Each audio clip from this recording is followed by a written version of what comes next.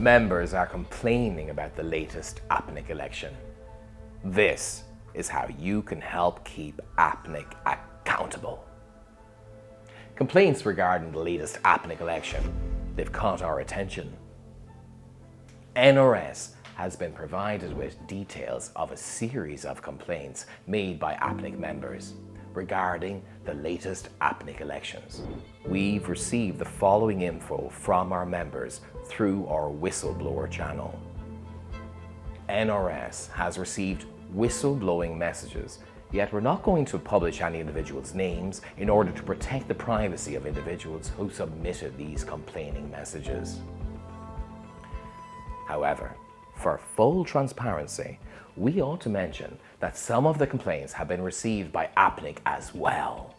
We saw some of the emails have also been copied to election-conduct@apnic.net and apnic.ccchair@maddox.com.au.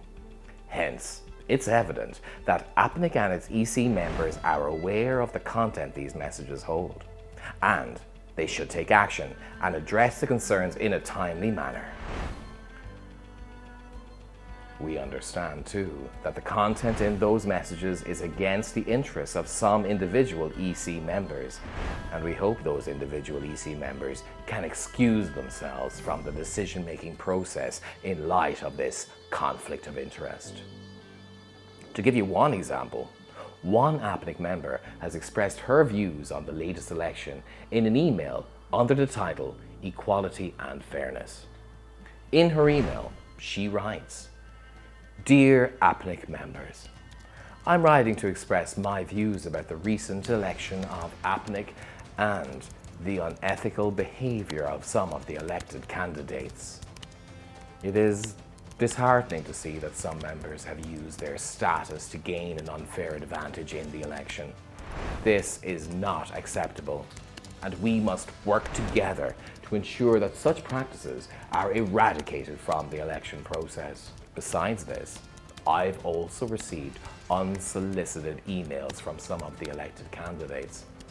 This behaviour is a breach of my privacy, and it sets a negative precedent for future elections and must be addressed as soon as possible. As members of APNIC, it is our duty to uphold the principles of equality and fairness in the election process.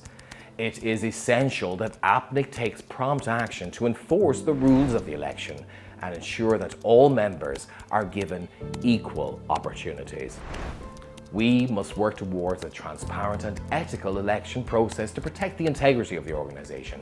I urge all members to take this matter seriously and work towards the betterment of APNIC." Another email was sent by a member of APNIC who clearly stated in his email that he's surprised with the latest APNIC election results.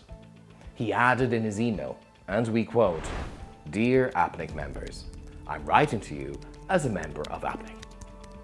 I am disappointed with the recent election process, which seems to have been conducted in a manner that disregards the rules of fairness.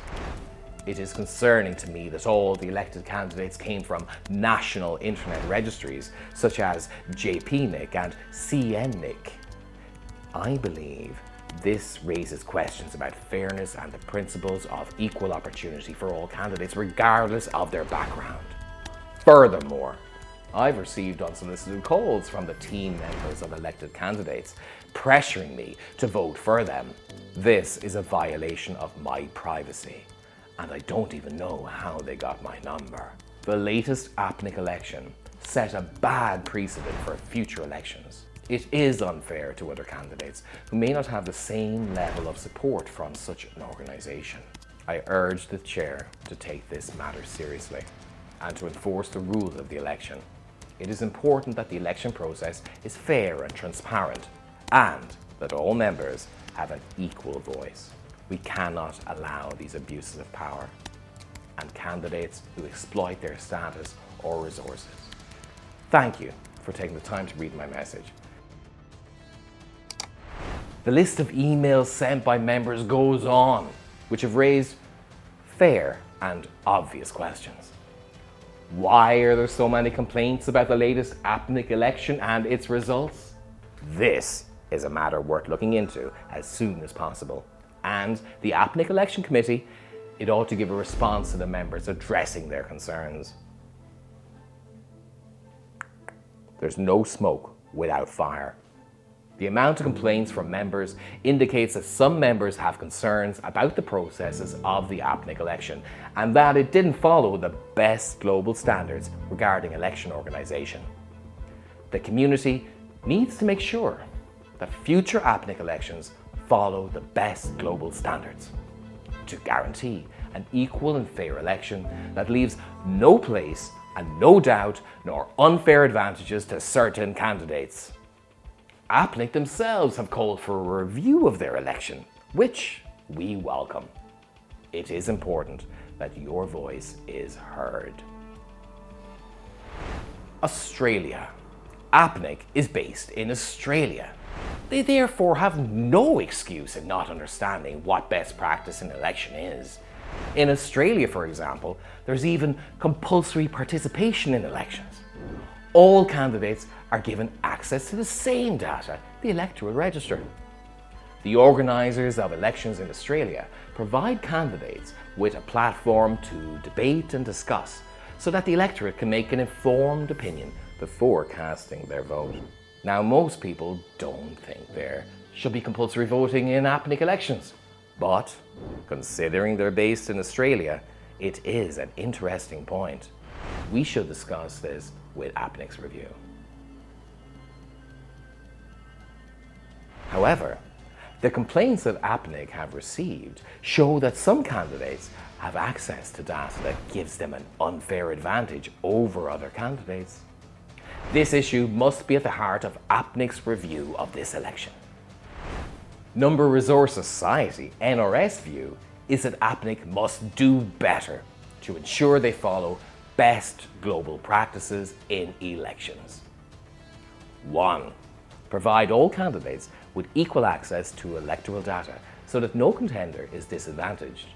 Candidates in free and fair elections are given equal access to data by the organisers of the election.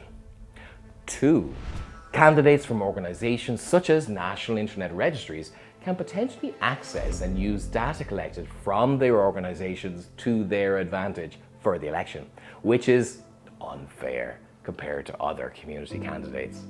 Hence, for transparency and fairness, this kind of data should be either shared publicly or forbidden to be used. 3. Provide all candidates with equal access to official APNIC communication channels devoted to the election, such as candidate statements released before the election. 4. Provide a platform for virtual hustings, where candidates can present their proposals and policies, engage in debate and respond to members' inquiries.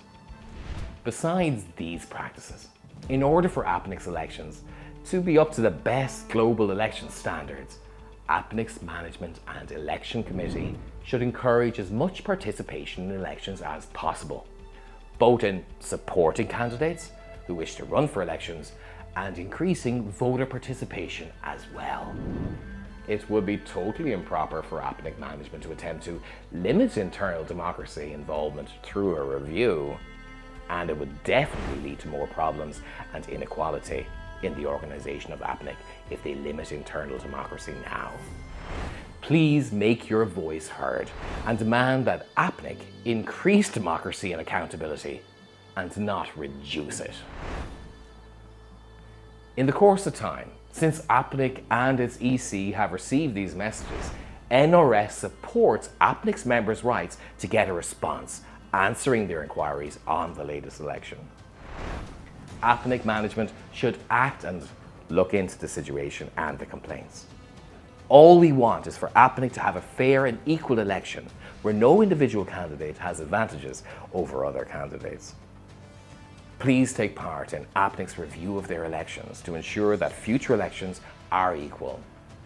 Follow NRS for updates on this important matter.